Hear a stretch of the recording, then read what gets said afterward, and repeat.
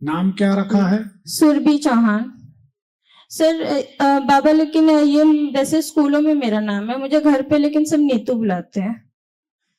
तो ये नाम तो गलत है ना जी। नीतू नाम से कभी स्वस्थ नहीं रह सकते।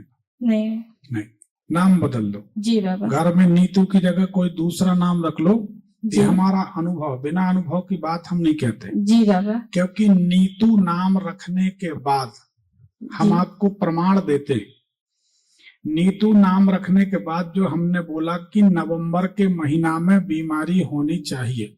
जी। अक्टूबर नवंबर में 6वें साल से बीमारी की शुरुआत होती है और 11वें साल में मई जून के महीना से बीमारी बढ़ जाती है। बोलो हाँ या सही है? सही है। सही है। हाँ। तो नीतू नाम बदलना है। जी बाबा। तभी तो हम सोच रहे कि असल बात क्यों नहीं आ रही।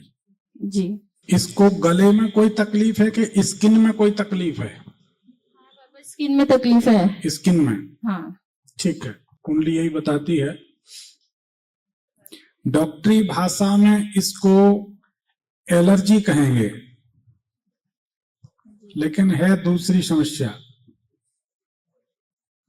जी। देखो बेटा बाबा, मुझे एक्चुअली न्यूरोपैथिक डायबिटीज भी है, तो उसकी दवा चल रही है, तो मेरे पैरों में भी काफी दिक्कत रहती है। देखो, कुंडली के अनुसार क्या 5 साल की उम्र से बीमारी शुरू हो गई? इसमें जो दिखाई देता है वो ये दिखाई देता। जी बाबा, तकलीफ तो मतलब मुझे बचपन में भी होती थी, लेकिन जब मैं 15 साल की हुई तो ज्यादा तकलीफ हुई तब से। तकलीफ की शुरुआत मई के महीना में हुई या अक्टूबर नवंबर में हुई? अक्टूबर नवंबर में। है ना? हाँ। ऐसा होना चाहिए। स्कूल में कुछ गड़बड़ हुई है, वहां से बीमारी की शुरुआत हुई है।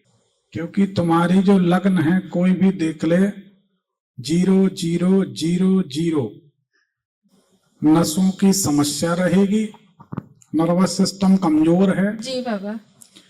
जैसे जल्दी श्वास फूल जाती है। हाँ बाबा, ये तकलीफ होती है। दांतों में या गले में, नाक में कोई कष्ट रहता है?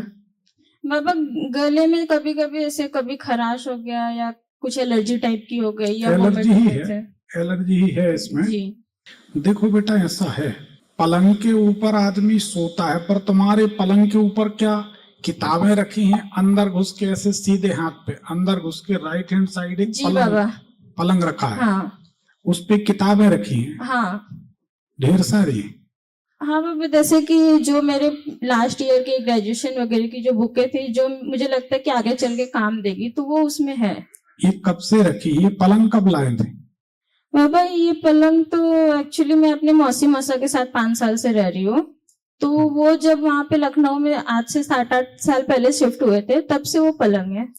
अंदर घुस के ऐसे सीधे हाथ तरफ जो किताबों का ढेर लगा है। जी। अब जब से ये किताबों का ढेर यहाँ लगा है पलंग के ऊपर, जी, तब से तुम्हारी बीमारी मिसाइल की तरह बढ़ रही है। जी बाबा। सही है जी। ये किताबें हटा दोगी तो बीमारी मोर देन 30%। मुझे एक और प्रॉब्लम है, जैसे मैंने अभी आपको बताया कि 5 सालों से मैं मौसी मौसा के साथ रहती हूँ। इसके पहले मैं मम्मी पापा के साथ मुंबई रहती थी, लेकिन जब से मेरे लखनऊ शिफ्ट होने के बाद अगर मैं मुंबई जाती हूँ तो हफ्ते में 10 दिन होगा, उससे ज्यादा नहीं होगा, मैं एडमिट हो जाती हूँ, बीमार हो जाती हूँ। और वोमिटिंग होगी, ना वोमिटिंग बंद होगी, ना दर्द कम होगा, सीने में पेट में दर्द होगा। डॉक्टर सब कुछ सीटी स्कैन सारी रिपोर्ट करा के देख लेते, लेकिन हार जाते हैं, बोलते कुछ है ही नहीं, तो हम क्या ट्रीटमेंट करें। और मैं अगर लखनऊ में रहूंगी तो थोड़ा बहुत ठीक रहती हूँ, बीमार वहां भी रहती हूँ, ऐसा नहीं है, लेकिन मम्मी पापा के पास ज्यादा हो जाती है। तो क्या वहां भी पलंग पर किताबें रखी हैं क्या? जी बाबा। एक तो पलंग से किताबें हटा दो। जी बाबा। और जिस दिन इस लड़की को आप पन्ना पहना दोगी तो हमारा विश्वास है कि 99% समस्या खत्म हो जाएगी। जी। ठीक है, क्योंकि इसका बुध लग्नेश होकर नीच राशि में है और बुध 21 डिग्री है, सूर्य 22 डिग्री, बुध घनघोर अस्त है।